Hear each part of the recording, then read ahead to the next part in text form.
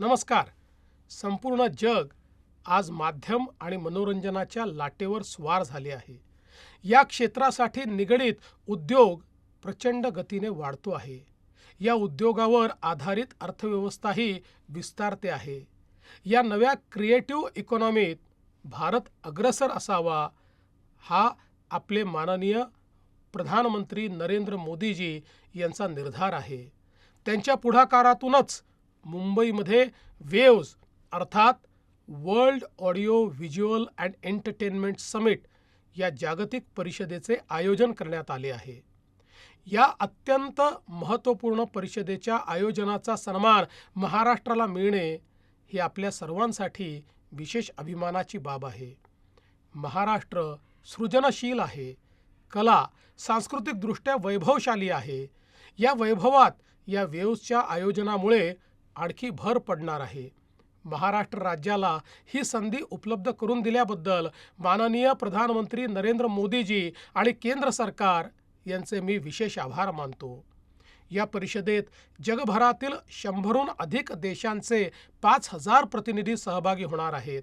या निमित्ताने देशातील सृजनशीलता जागतिक अर्थव्यवस्थेशी जोडली जाणार आहे.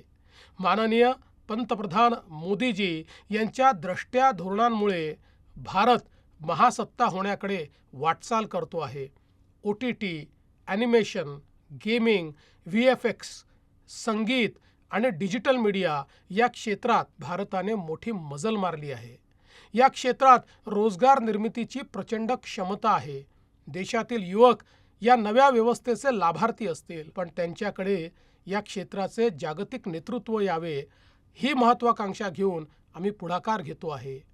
वेव्समुळे महाराष्ट्र आणि देशभरातील माध्यम आणि मनोरंजन क्षेत्राला एक वैश्विक व्यासपीठ उपलब्ध होणार आहे. मुंबई हे जागतिक महानगर आहेच, पण ती जागतिक मनोरंजन उद्योगाची राजधानी म्हणून विकसित व्हावी असे आमचे प्रयत्न आहेत.